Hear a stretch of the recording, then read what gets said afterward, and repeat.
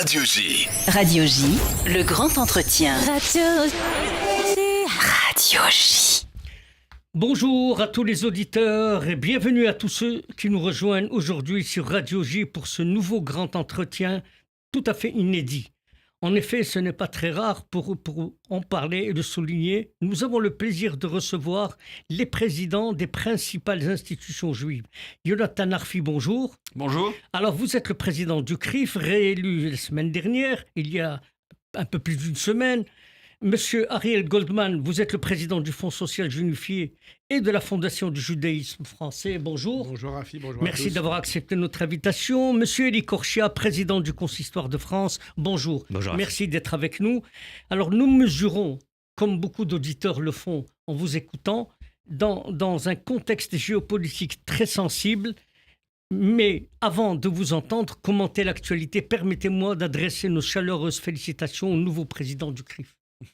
Si vous voulez lui dire... On peut lui redire, on lui a dit, moi je lui ai dit Mazal sur tov, place, j'imagine. le jour de sa réélection, mais évidemment, et c'est une chance pour la communauté de l'avoir et qu'il ait été réélu avec une unanimité qui n'est pas de façade et qui n'est pas parce que personne d'autre n'avait rien à proposer, mais qui est parce qu'il est à la hauteur et que parce que aussi la situation nécessite des gestes de ce type. Alors, c'est un plaisir pour nous de voir Yonatan réélu, reconduit dans cette belle fonction en tant que président du CRIF. Et ça montre aussi que lorsqu'on a fait le job comme il l'a fait pendant 3 ans dans son institution et beaucoup plus largement encore dans la représentation qu'il a donnée du CRIF, bah, ça montre aussi que les responsables communautaires suivent et encouragent le maintien de cette action. Merci à vous. Je veux remercier évidemment le président du Fonds social juif unifié, le président du Consistoire central pour leurs mots évidemment aujourd'hui, mais surtout leur soutien et la qualité du dialogue qu'on a eu durant ces dernières années, et notamment depuis le 7 octobre, quand on a eu des questions parfois difficiles auxquelles nous étions confrontés. On a toujours eu une possibilité d'échanger en confiance et d'avancer ensemble et de dans ces coordonner. moments-là. Exactement. Alors, quand je parlais de moments inédits, c'est très important d'avoir les responsables des institutions, mais ce qui n'est pas banal, et vous ne le mesurez peut-être pas, c'est qu'il n'y a pas de conflit, entre guillemets, de problèmes moraux, de problèmes de pouvoir entre vous depuis des années. C'est une coordination et je dirais une manière de vivre dans le calme et en tout cas sans extrémisme. Ma grand-mère, qui était polonaise, aurait dit pou pou pou. Une autre aurait dit 5 sur nous, parce que c'est vrai que tu présentes le tableau comme idyllique, parce que c'est vrai qu'il l'est dans nos relations.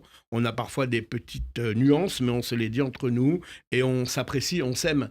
Et c'est ça qui compte. Vous savez, dans la vie, ce qui compte, c'est les sentiments réels et pas factices. Et je pense que réciproquement, l'un envers l'autre, on a de l'amitié, de l'affection, et ça c'est très important, c'est ce qui nous conduit à agir comme ça. Et ce qui nous aide, Rafi, excuse-moi, et ce qui nous aide au niveau communautaire, parce qu'effectivement, ce n'est pas seulement qu'on s'apprécie et que chacun est heureux de pouvoir converser avec l'autre. C'est surtout dans la période qu'on vit pour la communauté juive en France, avoir 3 responsables d'institutions qui sont constamment en contact et qui sont sur la même ligne lorsqu'il faut agir, notamment sur des prises de décision ou des déclarations parfois stratégiques. C'est important aussi, cette unité dans la période qu'on vit. C'est pas une relation de façade ?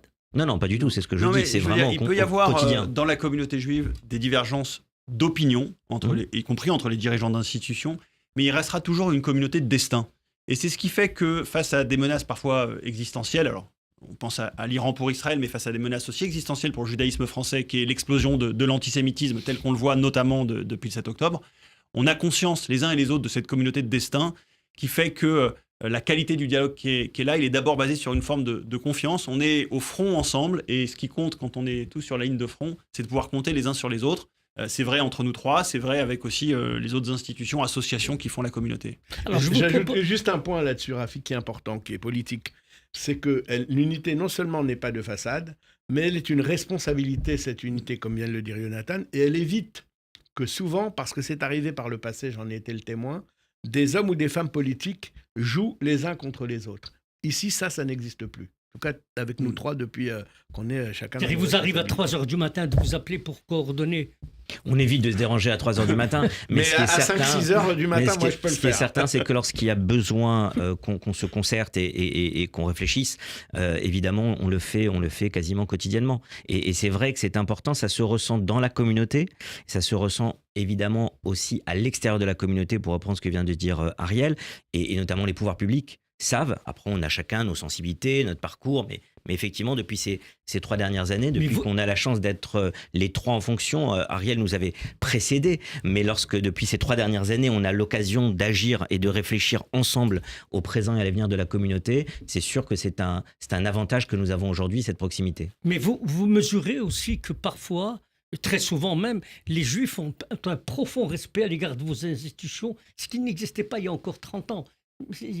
Il y a un profond respect, en tout cas, même s'ils ne comprennent pas tout. Alors, Ariel Goldman, je vais commencer avec vous, parce que cette émission, on va la couper en 2. Premièrement, on va parler des institutions, du judaïsme français, des projets, et dans un deuxième temps, on va parler de l'actualité. Mais on va donner d'abord la priorité. Le Fonds social juif unifié, sa vocation, c'est l'éducation, le social, la culture, et le Fonds social continue à gérer, même en province, et à Paris, de nombreuses associations d'aide, et sa journée, sa semaine et son mois de la Tzedaka est rentré dans les mœurs. Qu'est-ce qu'aujourd'hui le Fonds social a à dire au judaïsme français? Une phrase, et qui est très Vous êtes d'actualité. unifié. Tant qu'il y aura des larmes à sécher, nous serons là. Ça, c'est pour l'actualité, c'est pour Israël notamment, parce qu'on a aussi une représentation permanente en Israël. Et je crois que nous sommes la seule institution à avoir un bureau avec une déléguée en Israël, et c'est très important. On le voit en ce moment avec les questions de rapatriement, les questions de personnes qui sont en Israël. Qui travaillent Qui travaillent pour aider, pour ne serait-ce que donner une aide aux personnes. C'est une réalité concrète. Il y a des cas en coordination avec le consulat de France à Tel Aviv, mais c'est bien plus large. Et c'est également évidemment la culture. C'est l'enseignement, c'est la tête de réseau des écoles juives, c'est le Fonds social qui permet, dans cette commission de concertation que vous avez connue dans d'autres fonctions, une allocation des postes d'État pour les écoles juives privées sous contrat. En vérité, c'est... Vous êtes en train de dire que le Fonds social, c'est aussi l'interlocuteur privilégié pour les écoles à l'égard du ministre de l'Éducation. C'est une de nos missions un peu régalienne qui a été instituée en 1995, d'ailleurs lorsque François Bayrou était ministre de l'Éducation. Avant cela, les demandes étaient un peu éparpillées, chacun y allait de son intervention, de sa demande auprès du ministère de l'Éducation. Il a été décidé, sous la présidence de mon illustre prédécesseur David de Rothschild, que le Fonds social centraliserait, serait un peu l'équivalent du secrétariat à l'enseignement catholique, qui est l'interlocuteur pour les écoles catholiques privées, et bien que toutes les demandes de poste et tous les contrats d'affectation avec l'État seraient instruits et centralisés par le Fonds social. Vous savez, l'école juive en France, c'est 72 millions par an de contrats d'emploi de service, d'emploi temps plein, qui sont octroyés par l'État, sur 5 milliards de l'école privée globale, c'est-à-dire l'école privée qui comprend les écoles catholiques, les écoles régionales, les écoles telles que l'école alsacienne, l'école bilingue, donc toute l'école privée, c'est 5 milliards en France de contrats. L'école juive, sur ces 5 milliards, c'est 72 millions. Et ces 72 millions, il faut bien que l'État soit guidé dans son allocation. L'État ne sait pas si il y a moins de juifs à Toulouse qu'avant, s'il y a plus de juifs à Aix-en-Provence ou à Strasbourg. Et donc, c'est le rôle du Fonds social avec son directeur de l'action scolaire de faire cela. Et vous ne savez pas faire savoir, Ariel Goldman. Ce que vous venez de dire, c'est capital, c'est très important comme information. Je le dis chez vous. Oui, mais... C'est la plus grande radio... Donc, il faut le faire savoir, parce que c'est très important pour le public. Vous avez raison. Et de savoir que, voilà des chiffres, voilà une réalité. Vous savez, on a hérité d'une culture de la famille Rothschild qui était faire sans dire enfin, il ne faut pas trop dire ce que l'on fait. Le bien se fait, mais ne se dit pas. C'est la formule que m'a dit un jour mon prédécesseur. L'information doit exister. Mais aujourd'hui, dans l'époque de communication, vous avez raison. La culture, le Fonds social a toujours été le porte-parole de la culture en France, etc. Vous avez soutenu des associations, des centres communautaires, des délégations, des mouvements de jeunesse. Et aujourd'hui, on a l'impression que le Fonds social a baissé les bras sur le plan de la culture. Non, il n'a pas baissé les bras, mais vous savez, mon rôle de président, et chacun dans nos responsabilités, on doit faire des arbitrages. Alors quand vous avez le choix entre aider un enfant à manger chaud un repas à la cantine ou aider une association à faire venir un intervenant pour une conférence, ben, parfois, en termes budgétaires, vous êtes obligé de faire des arbitrages parce que le fonds social vit de sa collecte. Le fonds social n'a pas des ressources illimitées. Ce qui compte, c'est la collecte. Ce qui contribue à son budget, c'est la collecte. Il y a quelques fondations qui aident, mais le nerf de la guerre, c'est la collecte. Et parfois, il y a ces arbitrages. Mais la culture est très présente. Évidemment, il y a un partenaire ami qui est la Fondation du judaïsme français, que je préside également et qui aide à ce rayonnement culturel. Nous avons Academ, qui est un des plus grands sites en partenariat avec la Fondation pour la mémoire de la Shoah. Nous avons une radio, elle est concurrente, mais elle contribue à la culture, RCJ. Nous avons l'Arche, qui vit encore, alors qu'il était menacé il y a quelques années de fermeture, qui est un très bel ouvrage, j'allais dire, mais un très beau journal qui paraît 6 fois par an. Donc la culture rayonne de toutes ces manières. Et la culture de 2025 n'est plus la même culture que celle des années 2000. Aujourd'hui, beaucoup de choses se font en Internet. Beaucoup de personnes qui ont envie d'entendre des conférences peuvent d'un clic le faire. Donc il faut effectivement qu'on redimensionne un petit peu les choses. Mais c'est toujours dans notre vocation et dans notre champ. Donc vous avez abordé déjà la dimension sociale.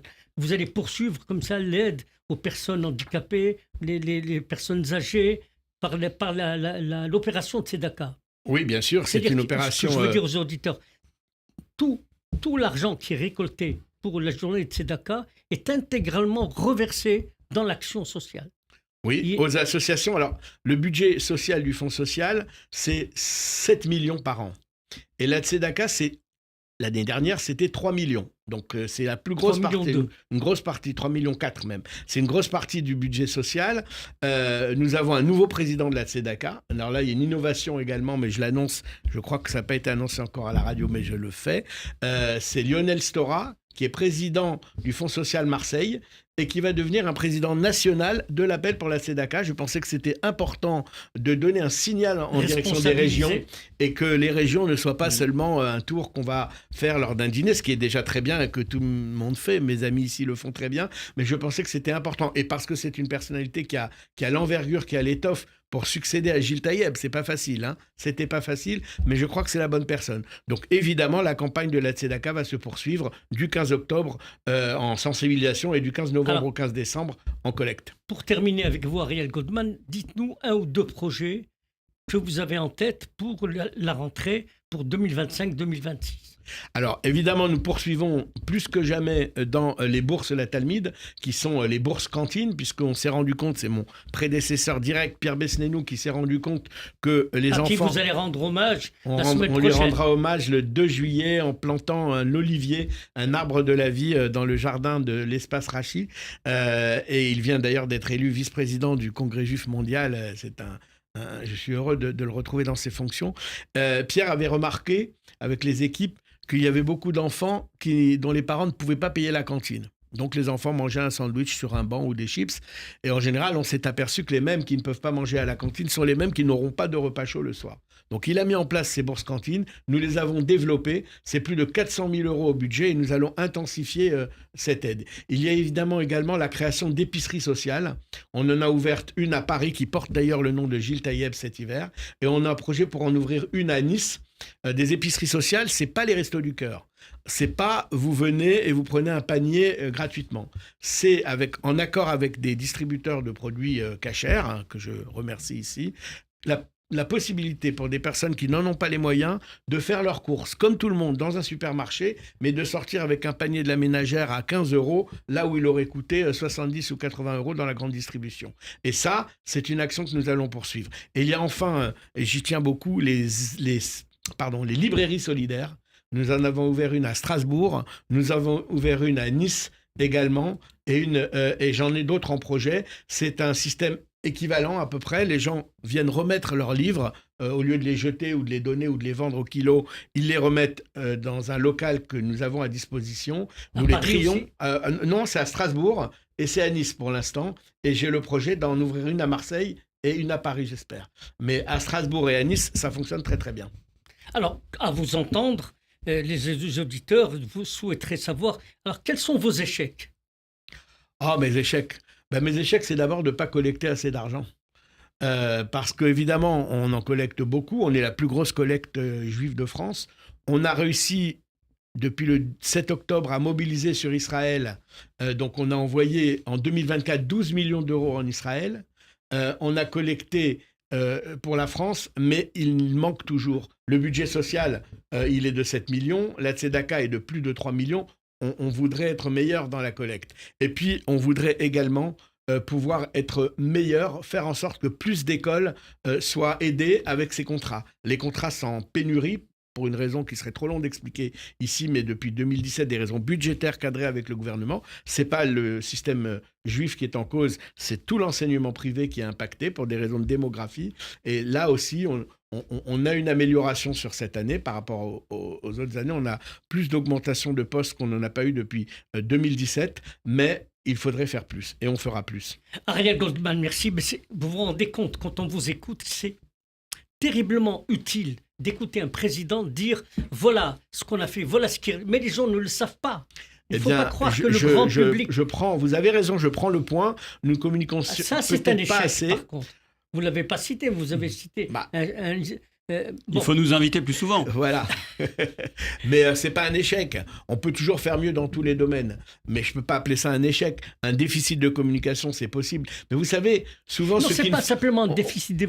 C'est que parfois, à l'instar de ce qu'on vient de réaliser, on va venir, le président du CRIF, c'est de vous déplacer dans une communauté, prendre une demi-journée, aller rencontrer, continuer d'être... Alors ça, vous avez raison, mais ça, c'est pas un échec. Je le fais quand je vais en province, et je ne le fais pas en Île-de-France, et je vous ai promis que je le ferai à la rentrée, et je le ferai en province, voilà. Mais sur l'Île-de-France... C'est vrai. On va parler hors antenne. Je ne veux pas monopoliser la parole. Vous êtes le jeune président du Consistoire de France. Vous avez depuis renforcé, clarifié cette institution. On connaît vos liens très étroits avec le GRF, mais vous allez nous expliquer comment vous relevez tous ces défis depuis que vous êtes président du Consistoire de France. D'abord, j'essaie de les relever en faisant coïncider un temps plein bénévole dans la fonction de président, puisque nous sommes tous les trois des bénévoles, et c'est important de le dire aussi à ceux qui nous écoutent. Vous avez abandonné vos cabinets? Non, on n'abandonne pas notre cabinet, parce que c'est notre parnassa et c'est notre travail, et parce qu'on l'aime en plus. Donc on continue notre activité professionnelle, mais c'est sûr que pour nous trois, je pense qu'on peut le dire pour nous trois, on est obligé de faire coïncider dans une journée de 24 heures quasiment deux temps plein. Un temps plein bénévole, parce que encore aujourd'hui, quand vous parliez des rencontres qu'on a dans les communautés juives, moi, quand je vais dans toute la France, je suis encore étonné de voir combien de personnes qui me disent « Mais alors, Monsieur Korchia, vous êtes payé combien dans vos fonctions parce qu'avec tout ce que vous faites, c'est incroyable, mais c'est quoi la rémunération ?» Et les gens sont souvent étonnés de savoir que lorsqu'on donne son temps, pour ne pas dire sa vie, dans ces années de mandat qui sont les nôtres à la communauté juive, c'est effectivement quasiment un temps plein bénévole qui doit se faire à côté d'un temps plein professionnel. Et donc, le premier challenge qu'on a quand on prend ces fonctions-là et quand on les assume, c'est avant tout d'essayer d'être à la hauteur dans le temps qui nous est imparti, des responsabilités qu'on prend. Ça, c'est la première des choses. Et puis après, vous savez, j'ai été élu il y a 3 ans et demi, et il est clair qu'il y a eu au mi-temps de ce mandat, le 7 octobre 2023, qui a été évidemment une déflagration, mais aussi pour nous, une responsabilité encore plus forte de porter la parole de la communauté juive et des communautés juives, en ce qui me concerne, de toute la France, de ces 260 communautés juives qui font partie du giron consistorial à travers le territoire, de porter leur parole d'une façon peut-être encore plus forte, d'intervenir beaucoup dans les médias, vous le savez, parce que c'était une période aussi où on l'a vécu, notre parole avait encore beaucoup plus de poids et elle était aussi importante et attendue. Et puis enfin, des actions qui ont été menées par rapport à Israël. Cette solidarité extraordinaire. Vous la ressentez quand vous vous déplacez en province? Mais je la ressens quand je me déplace en province, je la ressens quand je me déplace en Israël. J'ai pu faire 7 voyages de solidarité avec des institutions, en partenariat avec des institutions. Je ne parle pas des voyages quand je me rends en Israël pour raison privée. Non, 7 voyages au cours de ces 20 derniers mois, que ce soit par exemple avec le KKL sur la reconstruction des kibboutz, être au plus près de la société civile, que ce soit avec le Magen David Adom, où j'ai fait venir, vous vous en rappelez, il y a 2 mois encore, des responsables, des dirigeants des communautés juives de toutes les régions, qui chacun ou chacune était accompagné d'un élu politique emblématique de sa région. Et nous avons fait ce voyage autour de la thématique des soins, des médecins, de la recherche. aussi en Israël. Et ça a été le cas aussi pour la grande action qui a été menée pour les 100 bar mitzvot et bat mitzvot en Israël, par exemple, qui a été menée en novembre dernier, cette fois-ci en partenariat avec le Keren Yesod. Donc, on essaye d'agir aussi avec les différentes institutions en concertation et évidemment avec les communautés juives qui sont très mobilisées, à la fois dans les projets qu'elles mènent et que j'accompagne, j'essaye au mieux avec le Grand Rabbin de France dans nos responsabilités respectives en province et en région parisienne, mais aussi ces communautés qui vibrent tout au long de l'année pour venir en soutien à Israël. Et je l'ai ressenti d'ailleurs, Rafi, lorsque nous étions dans ce voyage de la délégation française avec le Magen David Adom, reçu pour cette première, en tout cas que nous faisions ensemble en Israël par le président de l'État d'Israël dans la réception officielle qu'il nous a donnée à la résidence, lorsque le président Herzog nous a dit « Je suis reconnaissant à la communauté juive de France de cette action quotidienne qui est menée pour venir en soutien à Israël. » Mais pardon, Élie Korshia, c'est une question après, peut-être Yoni répondra tout à l'heure ou Ariel Goldman. Est-ce que quand vous réalisez des opérations de cette envergure, est-ce que vous informez vos collègues du Fonds social, du CRIF, de vos déplacements, de votre réalisation, etc. Est-ce qu'il y a une information qui circule ? De toute façon, on est quasiment tous les uns et les autres. Vous le faites pas. Non, on est tous au courant de ce que les uns et les autres font.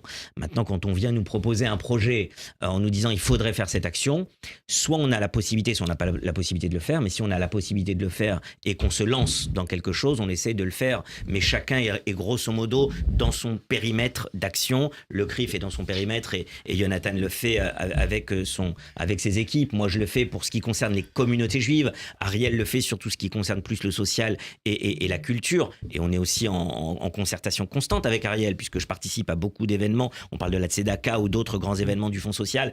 Il le sait, il me charrie même parfois en me disant « Tiens, j'ai l'impression que tu vas être à Broca avant même que j'arrive à telle ou telle cérémonie. » Donc, on essaie toujours de se soutenir les uns des autres. Après, chacun dans ses fonctions propres, on essaie d'avoir des projets innovants. Quand je réunis des dirigeants et des présidents ou des présidentes de communautés juives sur tel ou tel projet, évidemment, je suis dans ma fonction de les unifier et de les faire voyager, par exemple, ensemble pour soutenir Israël ou les réunir dans d'autres manifestations. Vous savez peut-être que tous les trois, Yoni, Élie Korshia et Ariel, vous êtes invités juste après les fêtes de Tishri pour une table ronde face à la communauté à Créteil. Donc vous allez subir des questionnements un peu hard, avec plaisir, mais positifs. Ça, je ferme la parenthèse, mais expliquez-moi pourquoi le consistoire central, consistoire de France, importante institution qu'avec le GRF, qu'est-ce qui empêche leur réintégration dans le CRIF ? La réintégration. Je vais vous dire très sincèrement sur cette question, il y a peut-être encore plus depuis ces 2 dernières années, mais c'était déjà le cas quand j'ai été élu. Je crois que ce qui intéresse avant tout les responsables communautaires, quand je les rencontre au quotidien aujourd'hui, c'est ce dont on a commencé à parler dans votre émission. C'est l'unité entre nous, pas seulement une unité de personnes, une unité institutionnelle. Ça, c'est l'inauguration des chrysanthèmes. Non, vous voulez qu'on parle cash ? Je vais vous parler cash. Oui. Je ne connais quasiment pas de dirigeants des communautés juives aujourd'hui, lorsque je vais à Marseille, à Lyon ou à Strasbourg, qui m'interrogent en me disant le sujet aujourd'hui vraiment de la communauté, c'est la réintégration du consistoire central au sein du CRIF. J'en connais. Vous réalisez que c'est pas une priorité. Non, mais je vous le dis, moi et Jonathan, c'est en région, pour partie, les consistoires régionaux sont pour partie membres du CRIF. Oui, mais attends, c'est pour ça que je parlais de l'unité. Tu sièges à l'Assemblée générale du CRIF. Attendez, Élie Korshia. Moi, je siège à l'Assemblée au niveau des communautés des Hauts-de-Seine. La plupart des responsables des communautés juives déjà en province effectivement, c'est pas une priorité dans la tête des responsables. Sont liés déjà très souvent par rapport au CRIF. J'ai des responsables de communautés dans certaines régions qui sont déjà sous d'autres casquettes membres du CRIF. Non, mais parfois même le consistoire localement est membre du CRIF. C'est le cas par exemple, je crois à Nice. C'est le cas, il y a quelques endroits où localement l'équilibre... Je rends hommage à mon ami Charles Sulman, qui était président du Nord et qui était très investi au CRIF. Mais la question aujourd'hui, par rapport aux enjeux qu'on a... mais je vous réponds très sincèrement, juste un point, c'est pas un sujet aujourd'hui principal. Très bien, on a la réponse. C'est pas la priorité dans la tête des différents responsables de province. Aujourd'hui, il y a d'autres priorités. Juste pour nos auditeurs, peut-être sans prendre votre job, Rafi, mais pour les auditeurs, les plus jeunes surtout. À l'origine, le CRIF était constitué du CRIF, c'est le CRIF, et ses deux bras armés en France, c'était le consistoire central et le Fonds social juif unifié. Il y a très longtemps, et c'est vrai bien avant l'arrivée d'Élie Korchia, et même bien avant l'arrivée de son prédécesseur direct, le CRIF a choisi de quitter, le consistoire a choisi de quitter le CRIF. Mais, à la dernière assemblée de dimanche, celle où Jonathan a été brillamment réélu, plusieurs personnes ont posé cette question. C'est une question qui parfois... Non, on a reçu la réponse. On a reçu la réponse du président du consistoire de France, et c'est une réponse qui s'entend. En tout cas, au CRIF, la porte est ouverte. Voilà, mais aujourd'hui, encore une fois, l'essentiel pour moi, c'est d'agir de façon constructive dans l'intérêt de la communauté juive et en parfaite concertation. Et après, j'ai un bureau exécutif, comme vous le savez. J'ai la chance d'avoir un grand rabbin de France et un bureau exécutif dans lequel il y a les responsables de toutes les principales régions de France, de Lille à Marseille, de l'Est à l'Ouest. Et effectivement, on essaye toujours d'avoir les différents sujets. Vous avez réalisé, Élie Korchia, sous votre initiative, des journées de Rachi, des très grandes journées culturelles. Et je me dis à chaque fois, comment un président du consistoire trouve le temps, l'énergie, l'envie de préparer, indépendamment de sa responsabilité, vous le faites pour l'intérêt de la communauté. Et quels sont vos projets demain ? Déjà, vous l'avez dit, on ne peut pas être que dans l'action quotidienne. Parce que le problème dans nos fonctions, c'est que, et je le vis en tant que président du consistoire, on est tellement pris par toute la journée, par des interventions, par des actions dans la gestion déjà quotidienne, qu'il est parfois difficile pour nous de nous en extraire et d'imaginer des projets qui pourraient être d'abord des créations, si possible, de projets nouveaux et des projets qui puissent marquer la communauté juive avec des grands événements. Et donc, j'ai essayé de le faire, et vous avez rappelé Yom Rachi, qui a été une création 6 mois après mon élection. Lorsque mes amis de Troyes sont venus me voir en me disant on aimerait faire quelque chose autour de la figure de Rachi, et je leur ai dit on va pas faire juste quelque chose, on va pas faire une Iloula ou un événement, une soirée, on va essayer de faire une grande journée sur le judaïsme français à travers toutes ses composantes, avec des expositions, avec de l'art, avec de l'étude, avec des conférences. Et effectivement, on a fait cette grande journée à Troyes qui a été un très grand succès, vous le savez, en 2022 et en 2024. Et maintenant, c'est un rendez-vous régulier. J'aime bien agir dans la durée, vous le savez. Et c'est un événement biennal. Ça a été pareil avec l'université d'été du judaïsme français. Lorsque je me suis dit... à l'été, il n'y a pas un grand événement en période estivale, en juillet-août, dans la communauté juive de France. Mais c'est dans le cadre de la responsabilité du consistoire central, c'est sa vocation. Mais évidemment, réunir des dirigeants. Prenons l'université d'été du judaïsme français. Réunir, une fois tous les 2 ans, donc vous avez compris que c'est l'année où il n'y a pas Yom Rachi, réunir les femmes et les hommes qui font vivre la communauté juive dans toutes les régions de France, aux 4 coins de la France. Les réunir ensemble pendant 3 jours. On essaie de le faire dans un bel endroit, un endroit très estival. C'était à Marseille, la première édition en 2023. C'est à Nice, sur la Côte d'Azur, la 2e édition cette année. Et réunir pendant 3 jours ces responsables qui ont le plaisir d'abord de se connaître, de se côtoyer, de passer 3 jours ensemble, avec 2 dîners, 2 soirées de gala. La première cette année, ce sera avec l'ambassadeur d'Israël, Josh Zarka, qui sera l'invité d'honneur. La seconde avec le ministre de l'Intérieur et des Cultes, Bruno Retailleau.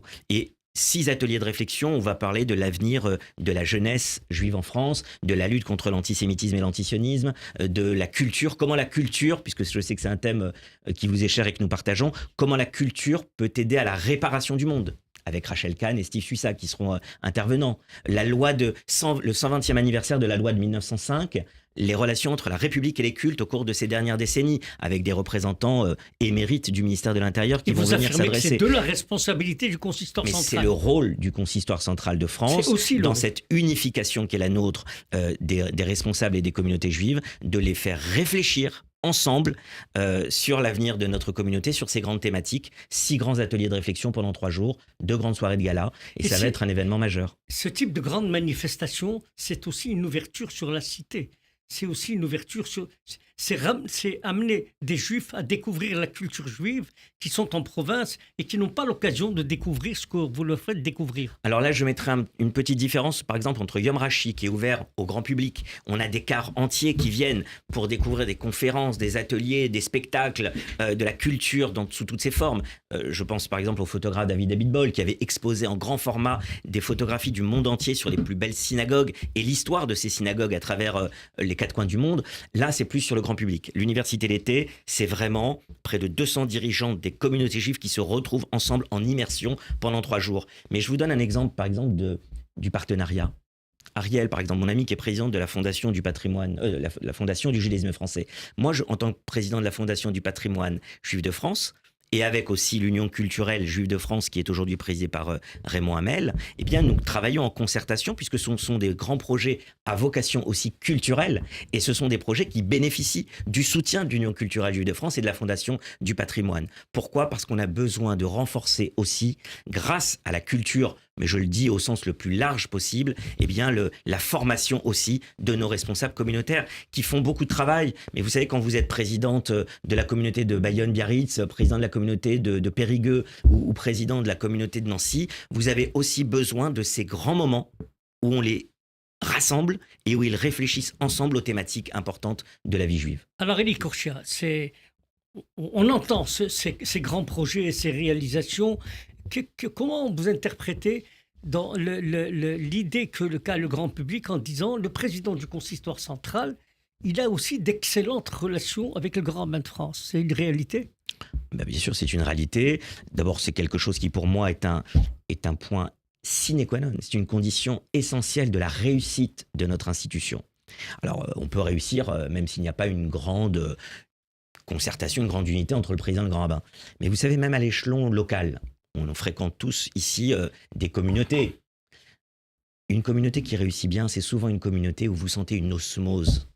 Entre le président et le rabbin. Entre le président et son rabbin, entre la commission administrative et son rabbin.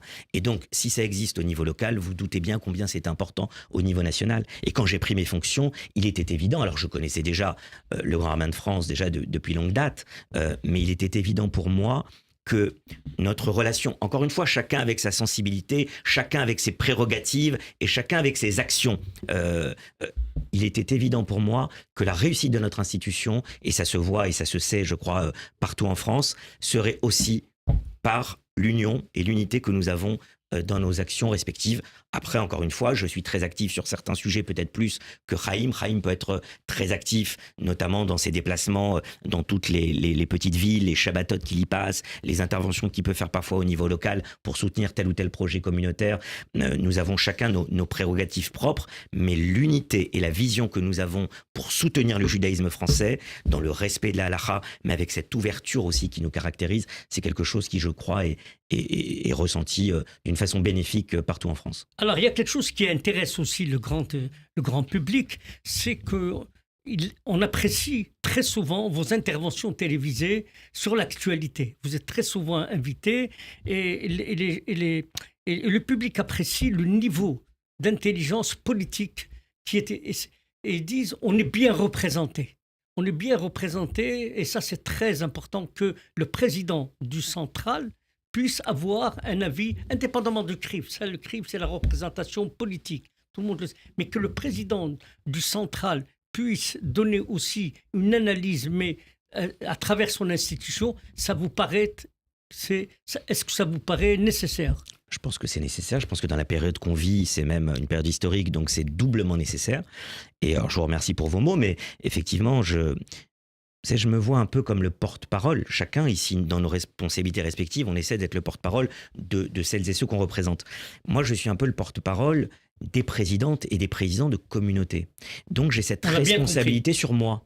Et c'est vrai que lorsque je prends la parole, j'essaye, dans les propos que je vais tenir, même si des fois j'essaie de les porter avec force, mais toujours avec pondération, et j'essaie d'être le plus audible possible quand je prends la parole, j'essaye surtout de porter la voix et la parole de celles et ceux qui n'ont pas la possibilité de passer, comme vous le dites, à la radio, à la télévision ou dans la presse nationale, mais qui vivent localement leur rôle de responsable communautaire. Et donc moi, ce qui est important, lorsque j'ai fait un passage télévisé sur une radio ou dans la presse, c'est de voir les retours des responsables de communauté et d'avoir leur feedback. Et lorsqu'effectivement leur feedback est positif, je me dis que la façon dont j'ai exposé telle ou telle problématique est peut-être sur la bonne voie. Maintenant, vous savez, on essaie toujours de s'améliorer au fur et à mesure. C'est un exercice particulier quand on passe dans des débats, par exemple télévisés, ou dans des émissions parfois un petit peu difficiles. Je n'y vais jamais en étant détendu. Je pense que c'est pareil pour mes amis. J'essaie toujours de le faire avec beaucoup de sérieux. Et donc, effectivement, je sais très bien que dans la période qu'on vit, ces interventions sont regardées, sont même parfois scruté ou ausculté de façon très précise par celles et ceux qui nous voient. Et c'est important aussi, quand je vais dans les communautés, d'avoir leur retour et leurs sentiments sur ces interventions médiatiques. Alors, un des amis que vous connaissez, un grand intellectuel français, m'appelle ce matin. Je lui ai expliqué que j'allais vous interviewer tous les trois. Et il m'a dit une phrase dans la discussion qui m'a beaucoup rassuré. Il m'a dit, écoute, dis-leur qu'ils sont l'honneur du judaïsme français. C'est pas des gens excités, c'est pas des gens... Je dis, mais qui t'a raconté ça? En quoi tu peux me dire que c'est l'honneur du judaïsme français? Et il m'a expliqué, et c'était très émouvant la manière dont il vous perçoit. Il vous connaît de loin, mais je veux dire, c'est une personnalité très touchée par vos interventions, vos prises de position, etc. Et donc, je me retourne vers Yonatan Arfi, le 3e président, qui vient d'être élu, Mazel Tov, encore une fois. Alors, avant de rentrer dans les détails, Yonatan Arfi, dites-nous en quelques mots, c'est quoi la place et le rôle du CRIF? Vous croyez que les gens le savent? Beaucoup de gens ne le savent pas. Et pour comprendre le CRIF, il faut revenir à sa création. Le CRIF, il est créé dans la clandestinité en 1943, puis officiellement statut déposé en 1944, donc au cœur de l'occupation, cœur de la nuit nazie, et l'ensemble des composantes du judaïsme français, à un moment où les antagonismes entre les institutions, entre les courants du judaïsme, étaient beaucoup plus forts qu'aujourd'hui. Il y avait à l'époque des juifs communistes, des juifs sionistes, des juifs religieux qui avaient des points de vue sur l'identité juive radicalement opposés. Et pour autant, compte tenu de ce qu'étaient les menaces qui pesaient alors sur le judaïsme français, ils ont ressenti le besoin de créer le CRIF, c'est-à-dire de se mettre autour de la table partagée, commune, pour trouver une expression ensemble pour représenter la communauté juive. Et donc notre responsabilité, c'est tenir cette table autour de laquelle va se retrouver l'ensemble des institutions et des associations qui font le judaïsme français, pour pouvoir les représenter politiquement, auprès notamment, évidemment, du pouvoir politique, mais aussi auprès des médias et de la société civile, de manière à ce qu'on puisse défendre les aspirations, les espoirs des Français juifs. Alors, comme vos collègues, le président du CRIF et le CRIF, comme institution, sont reconnus comme une institution responsable. Et que le président du CRIF il est toujours dans la nuance, pas dans l'excès, etc. C'est une qualité que vous reconnaissez? Vous savez, on a, quand on est président d'institutions juives, et je crois que c'est pareil pour Ariel, pour Elie, on a une responsabilité à la fois institutionnelle et militante. Et si nous n'étions que des institutionnels, alors nous perdrions notre âme. Et si nous n'étions, entre guillemets, que des militants, alors on perdrait la capacité parfois à se faire entendre auprès de personnes qui doivent entendre des messages venus des Français juifs, et c'est notre responsabilité de les porter. Et donc, il y a un équilibre à trouver. Alors, cet équilibre, il peut convenir à certains moments, il peut ne pas convenir à d'autres moments. C'est toujours discutable, évidemment, mais on a la responsabilité de mettre le curseur à l'endroit qu'on pense opportun entre ces deux impératifs, donc un message militant et en même temps, évidemment, une dimension et une forme institutionnelle. Parce que c'est comme ça que fonctionne notre démocratie en France. Donc on a besoin de travailler avec nos différents partenaires, les pouvoirs publics, les médias, les responsables associatifs dans la société française. Alors, Yonatan Arfi, à l'instar de vos collègues, la semaine dernière, exactement le lendemain, vous avez mis en acte ce que vous dites, c'est-à-dire un président de proximité. Vous êtes déplacé dans une grande communauté du Val-de-Marne, vous avez été reçu par le préfet, par le maire, par la communauté, et vous avez visité une école, vous avez été même une manicure, même hyper cachère, vous êtes rentré dans des classes, etc. Qu'est-ce que vous en tiriez comme sensation? D'abord, vous savez, vous connaissez tous la blague juive où on retrouve donc un juif sur une île déserte qui a construit 2 synagogues, celle à laquelle il va et celle à laquelle il n'ira jamais. Eh bien, c'est parfois un peu l'inverse. On a tous une communauté qu'on fréquente et celle qu'on aimerait pouvoir fréquenter en même temps ou en plus. Pour moi, ma communauté de cœur, d'une certaine manière, c'est Créteil, où j'avais choisi de me rendre au lendemain de mon élection il y a 3 ans, où j'ai choisi de me rendre à nouveau au lendemain de mon élection la semaine dernière, avec cette volonté tout simplement de dialogue, y compris auprès des commerçants, auprès des juifs de Créteil qu'on a pu rencontrer ici et là oui, il faut dire aux auditeurs dans la que rue. Ça a pris Ça a pris de midi jusqu'à 23h. Votre visite, vous avez déambulé dans la ville, vous avez rencontré, en terminant d'abord une rencontre, vous avez eu le courage de rencontrer la communauté. Le plaisir. Et de répondre aux questions. Alors, non, mais c'est important, au-delà de cet épisode-là, qui pour moi, je trouve, est symbolique et qui, je crois, contribue à inscrire le CRIF dans sa mission aussi de proximité, pour que les gens identifient l'institution, comprennent que quand le CRIF, c'est eux, en fait. Moi, je répète souvent aux gens qui disent que le CRIF est loin d'eux, que le CRIF est une fédération d'associations dont beaucoup sont des associations qu'ils connaissent et qu'ils fréquentent. Quand on parle du CRIF, en fait, on parle du Fonds social juif unifié, de l'Alliance israélite universelle, du Mnebrit, de la Viso, du Mémorial de la Shoah, des EI, et on pourrait comme ça citer donc plus de 75 organisations membres du CRIF. Et ce message de proximité, il doit être incarné. Je pense effectivement, en région, on va les uns et les autres et on est amené à rencontrer les communautés, mais c'est vrai qu'il ne faut pas négliger les communautés d'Île-de-France, qui sont à la fois très proches et en même temps très loin, parce que les problématiques peuvent être radicalement différentes à quelques kilomètres. Évidemment, les problématiques à Créteil ne sont pas les mêmes que celles qu'il y a à Neuilly. Vous avez appris quelque chose ? D'abord, j'ai appris qu'à Créteil, il y avait d'une certaine manière un bon vivre qui m'a fait plaisir de voir, et j'ai entendu des juifs de Créteil me dire combien, même si les temps avaient changé, eh bien, localement, ça se passait bien, qu'il y avait une bonne entente entre les communautés sur le plan local, et j'ai été soulagé de l'apprendre, parce que ce n'est pas nécessairement l'image que les uns les autres pouvaient en avoir de l'extérieur. Vous avez aussi... senti Albert Elharart, qui est le président de cette communauté, qui a collaboré pour organiser votre journée, vous avez senti son souci d'ouverture et ce côté très respectueux qu'il a à l'égard du CRIF ?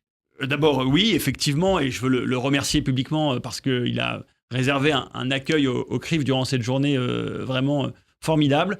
Moi, ce qui m'a frappé à Créteil, c'est aussi la place donnée dans cette communauté à l'étude. C'est une communauté qui valorise l'étude, alors de nos textes évidemment, mais plus globalement une démarche assez exigeante intellectuellement, loin des facilités, loin des raccourcis, soucieuse du débat. On l'a vu le soir dans la rencontre qu'on a eue avec la communauté, dans la qualité aussi des relations avec les pouvoirs publics. Et puis j'ai été frappé par le niveau d'unité communautaire. C'est une communauté très variée d'un point de vue sociologique, et en même temps très unie autour de ses dirigeants. Donc il y a, je crois, un modèle à Créteil à exporter et à déployer. Alors vous avez commencé par l'école Otsara Torah, où vous avez été reçu dans quelques classes, vous avez parlé avec les filles, et elles vous ont tout dit. D'abord, on se sent française. Et elles ont voulu chanter la Marseillaise. Et ensuite, vous avez été reçu par le préfet et le maire. Et j'étais frappé par la réflexion du préfet quand vous lui avez offert ce très beau cadeau, ce très beau coffret de facsimilé de l'émancipation des Juifs, et il vous a dit quelque chose de très, très important. C'était, voilà un cadeau qui relève de l'intelligence. C'est pas quelque chose d'artificiel. Et même le maire, d'ailleurs, le maire de Créteil, qui était très honoré d'avoir le président du CRIF dans son bureau. Vous avez senti ça ? D'abord, ce qui m'importe avec ce cadeau qui est devenu le cadeau protocolaire du CRIF, ce facsimilé du décret d'émancipation des Juifs de France. Parce qu'Élie Korchia, il n'offre aucun cadeau. Moi, j'amène des livres, si. Oui, Ariel offre régulièrement des livres, c'est vrai. Ce qui est important, c'est que... Mais Élie Korchia en fait aussi, hein. Tu les vois pas, vous ne les voyez pas, mais il en fait. Je ne réponds pas à cette question, Rafi.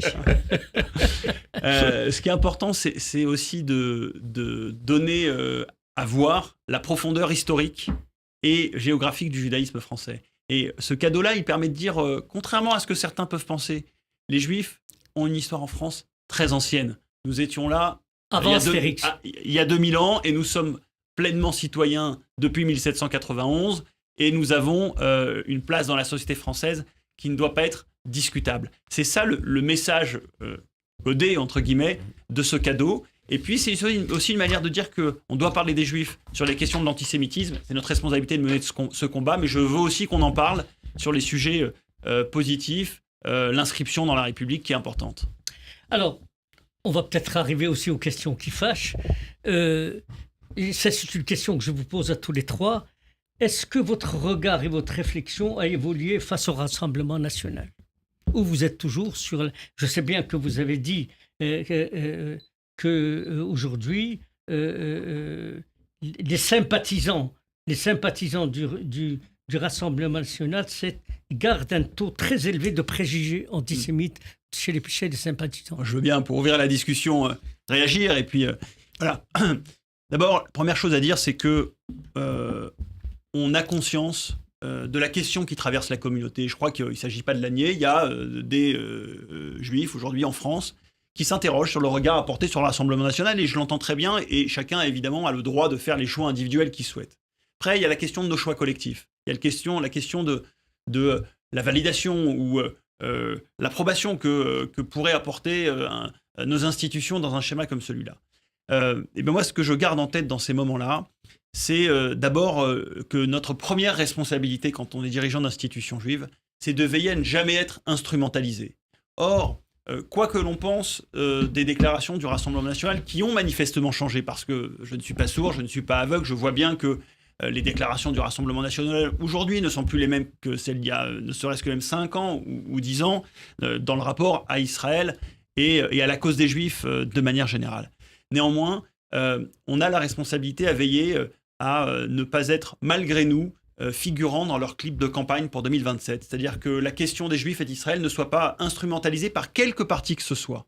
Or, aujourd'hui, ils en font une question très centrale dans leur volonté de réhabilitation, de normalisation dans la société française. Et je pense que notre responsabilité, c'est de faire que la question des Juifs, eh bien, elle soit maintenue en dehors de ce schéma-là. Et puis la deuxième chose, c'est que sur le plan presque plus historique, quand on est juif, on garde quand même, me semble-t-il, une forme de distance, une forme de méfiance. J'emploie volontairement des mots mesurés qui ne sont pas violents, mais une forme de méfiance et de distance vis-à-vis du risque populiste. Parce que le risque du populisme, ce n'est pas simplement ce qui est dit ou énoncé dans ce que dit ou énonce le Rassemblement national, qui peut effectivement toucher certains en France et chez les Juifs, et je l'entends, mais c'est aussi ce que ça pourrait demain libérer dans la société française, et qu'aujourd'hui on n'est pas en mesure de mesurer. Et c'est ce qui fait que les Juifs ont toujours eu une méfiance vis-à-vis des partis et des démarches populistes, non pas seulement pour ce qu'elles disent, mais pour ce qu'elles pourraient demain libérer dans la société. Vous avez ressenti, lors de cette soirée face au public,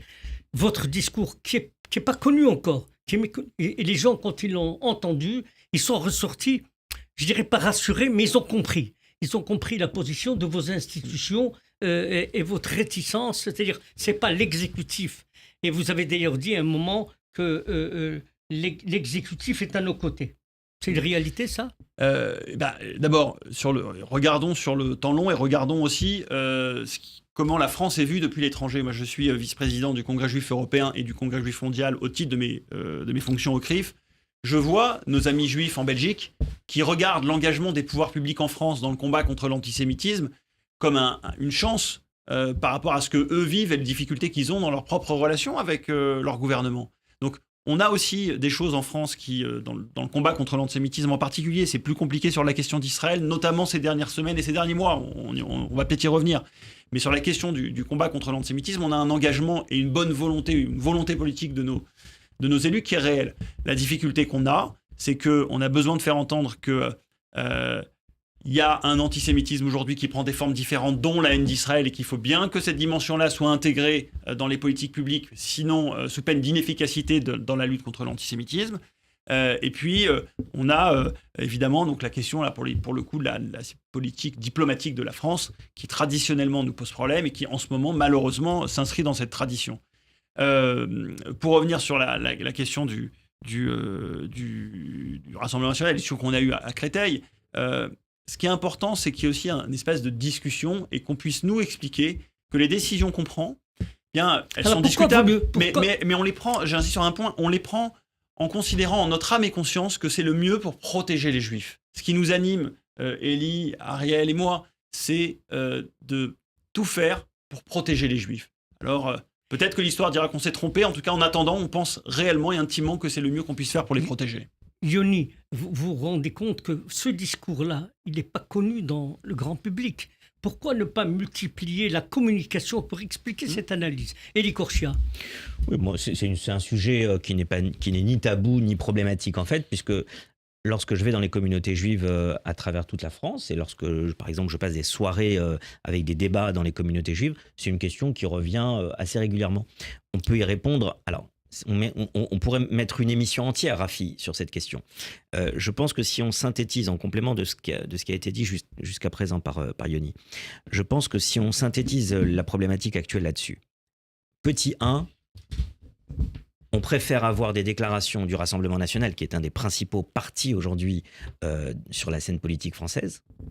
On préfère avoir des déclarations telles qu'on les entend au cours de ces derniers mois et de ces toutes dernières années, plutôt que celles qu'on avait entendues. Et pour les gens de notre génération, on a quand même grandi en opposition avec le Front National, qui est devenu ensuite le Rassemblement National. Enfin, quand ils fêtent leur anniversaire, ils prennent encore la date du Front National.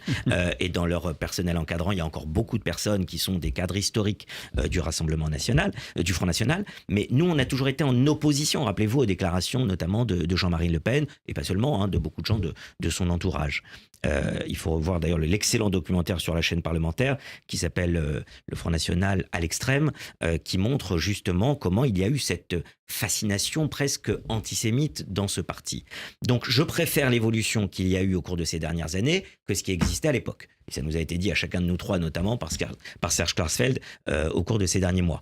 En revanche, je dis qu'il faut toujours faire attention aux problématiques qui touchent les Juifs en France. Parce que c'est vrai qu'il y a des déclarations qui sont faites et qui vont dans le bon sens, qui nous font plutôt plaisir lorsqu'on entend telle ou telle déclaration, principalement par rapport à Israël, à la guerre que mène Israël, notamment par rapport au Hamas, qui a été évidemment un point d'ancrage depuis 20 mois, notamment quand on a vu l'extrémisme nauséabond, délétère, qui a été porté par l'extrême gauche et principalement par des élus LFI. Donc évidemment, on a vu cette comparaison. Mais par rapport aux Français juifs, je dis qu'il faut aussi faire attention à ceux ou celles qui se disent nos nouveaux amis, mais demain, s'ils étaient au pouvoir, il faut aussi voir l'action qui serait menée par rapport à des problématiques que nous avons. On parle des écoles avec Ariel tout au long de l'année, les soutiens qu'on a aussi de personnes qui nous aident par rapport à l'école juive, qui nous aident par rapport à des projets culturels, par rapport à des projets dans nos communautés juives au quotidien avec des soutiens logistiques, financiers parfois importants. Donc il faut aussi avoir en tête que bien évidemment, on préfère avoir une évolution positive aujourd'hui dans les prises de position qui sont données dans ce parti. Mais attention aussi, il y a un principe, puisqu'on est dans votre émission, qui s'appelle le Hakaratatov.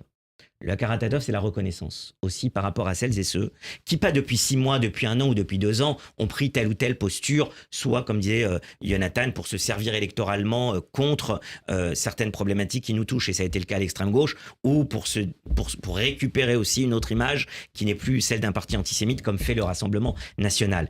Attention aussi à respecter celles et ceux qui, du nord de la France, je pense à Xavier Bertrand, par exemple, au Conseil régional du Nord, qui nous soutient dans beaucoup d'actions, ou en Île-de-France avec Valérie Pécresse, ou aujourd'hui dans le gouvernement avec des personnalités comme Bruno Retailleau au ministère de l'Intérieur. Ça pourrait être le cas au ministère de la Justice avec Gérald Darmanin. Ça peut être le cas avec Aurore Berger, qui prend des prises de parole d'un courage et d'une force exceptionnelle dans la lutte contre l'antisémitisme. Je dis juste attention aussi à cette problématique. Je voudrais me positionner sur cette question également. Oui. Quand même. Alors, je vous donne la parole. Vous avez 2 minutes chacun, mais vous pouvez régir ce qui a été dit, mais qu'est-ce que vous souhaiteriez dire aux Juifs de France? Allez, en 2 minutes. Alors, je vais reprendre la parole sur cette question du Rassemblement national. Je souscris à toutes les analyses qui viennent d'être faites. J'ajouterai 2 petits points.